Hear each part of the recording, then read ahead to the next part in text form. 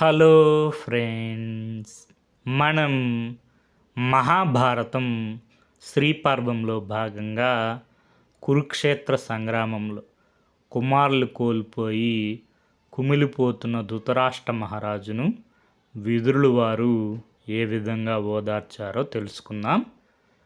విదురులు వారు ధృతరాష్ట్రును చూచి, చేసింది చాలక ఇంకా నేల మీద పడి దొర్లి దొర్లి ఏడుస్తున్నావా? ఏడ్చింది చాలు గాని ఇంక లే అన్నారు. విదురుడి మాటలు విని ధృతరాష్ట్రుడు లేచి కూర్చున్నాడు. దుఃఖం ఆపుకున్నాడు. ధృతరాష్ట్రును చూచి విదురులు వారు ఈ విధంగా చెప్పసాగారు.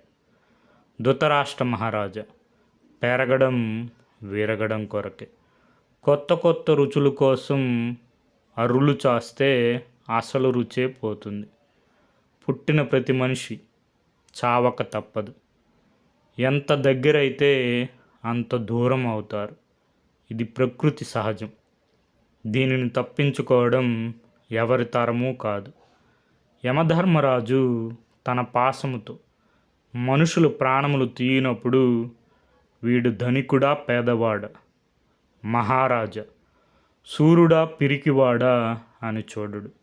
మనిషి ఎలాంటి వాడైనా వాడికి చావు తప్పదు.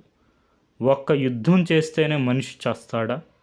ఒకడు ఇలా చావాలి, ఇక్కడే చావాలి అనే నియమం లేదు. వాడు ఎక్కడున్నా ఎలా ఉన్నా చావు తప్పించుకోలేడు. కాబట్టి చావును గురించి, చచ్చిన వారి గురించి దుఃఖించడం దండగ. నీ కొడుకులందరూ యుద్ధంలో మరణించి వీరస్వర్గం పొందారు, స్వర్గ సుఖాలు అనుభవిస్తున్నారు. కానీ వారి కోసం నువ్వు ఇక్కడ ఏడుస్తున్నావు. ఇది సరికాదు. కాబట్టి నీ దుఃఖము మానుము. అయినా నీవు పండితుడు, జ్ఞానివి. నీకు తెలియనిది ఏమున్నది? మనిషి పుట్టిన తరువాత బాల్యం, యవ్వనము, అందచందాలు, ఈ ప్రకృతి, అందులోని పదార్థములు అన్నీ మిథ్య, అశాశ్వతములే కదా. ఏది స్థిరంగా ఉండదు. వాటి కోసం దుఃఖించడం ఎందుకు? దుఃఖము సర్వ అనర్థములకు మూలం. తెలివిగలవారు ఎప్పుడూ దుఃఖింపరు. కాబట్టి దుఃఖము వదిలి కాగల కార్యము గురించి విచారించు. మహారాజా, మామూలు మనుషుల ఆలోచన పరిధి చాలా తక్కువగా ఉంటుంది. అందుకే వారు చిన్న కష్టం వచ్చినా తట్టుకోలేరు. తనకు ప్రియమైన వస్తువు చేయి దాటిపోయినా, దక్కకపోయినా దుఃఖిస్తారు. వారి జ్ఞానం నశిస్తుంది. చేయకూడని పనులు చేయడానికి కూడా వెనుదీయరు. కానీ పండితులకు, జ్ఞానులకు ఇది ప్రియము, ఇది అప్రియము అని ఉండదు. అన్నీ సమానంగా చూస్తారు అని అన్నారు విదురులు వారు.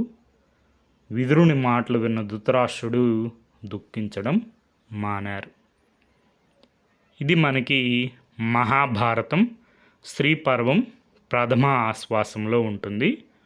మూలం మహాభారతం, తెలుగు అనుసరణ కవిత్రయం పాదరేణువు మొదలి వెంకట సుబ్రహ్మణ్యం గారు.